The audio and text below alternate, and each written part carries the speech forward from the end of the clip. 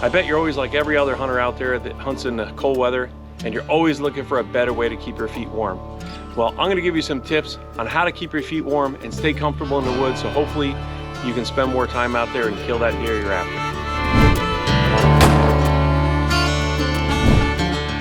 It's an age-old dilemma in the woods, trying to find a way to keep your feet warm and toasty so you can spend more time in the woods. The problem is, add too much heat, your feet sweat, and then you get cold.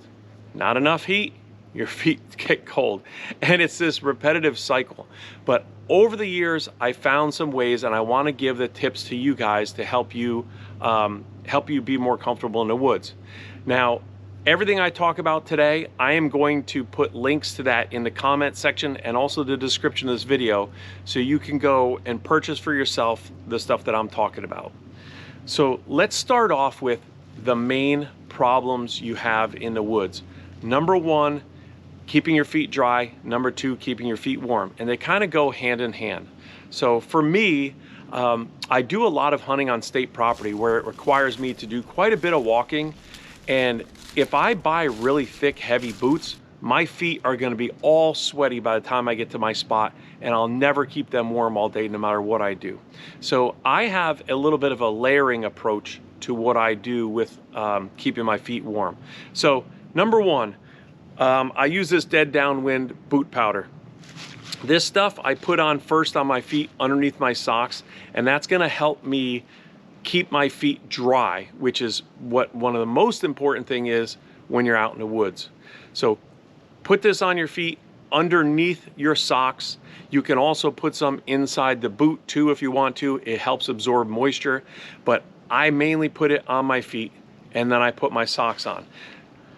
Now for socks, I just use a standard pair of hunting socks that I find at Cabela's. I'll put a link to it. I can't remember the actual brand of hunting socks that I use, but they're lightweight socks. I do not want big, heavy, thick, insulated socks. Again, they're gonna make my feet sweat no matter what I do. So powder on my feet first, then I put my socks on. Next come my boots. And what I use for boots is I use these Rocky boots. I've had them for years. As you can see, they're pretty beat up. They are very lightweight boots. In fact, I think they're only about 300 grams insulation in these boots. And I do that on purpose because one pair of boots I can use all year long. Early season when it's nice and warm out, and late season when it's cold. So with the other layers that I'm adding in here, I can use these boots and keep my feet warm, but I can also walk in the woods with them and not have to worry about my feet sweating. So these Rocky boots have been great for me. I don't know how long I've had them, and I believe they're about $130. I'll put a link to these too. I don't know what they cost these days because I haven't bought them, but they work great for me when I'm walking in the woods, even in warm and cold weather. Now, inside those boots, what I like to use are these Action Heat heated insoles. If you want, you can take a look at a review I did of these. I'll link it up above here. These heated insoles are a godsend. They have a rechargeable battery inside of them. You just plug them in and charge them up, put them inside your boots, and they have a remote control to turn them on and off.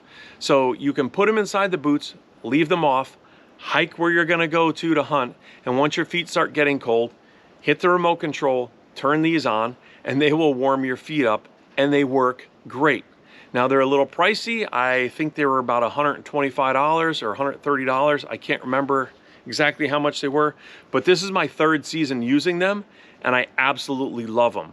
They are like my third layer of protection here to keep your feet warm. And last but not least, on top of everything else, when I get out in the woods where I'm going to hunt and I'm getting set up, I have these Arctic Shield boot blankets. They're a lightweight overboot. And with these, I have also done a product review on to talk about a little bit more in depth.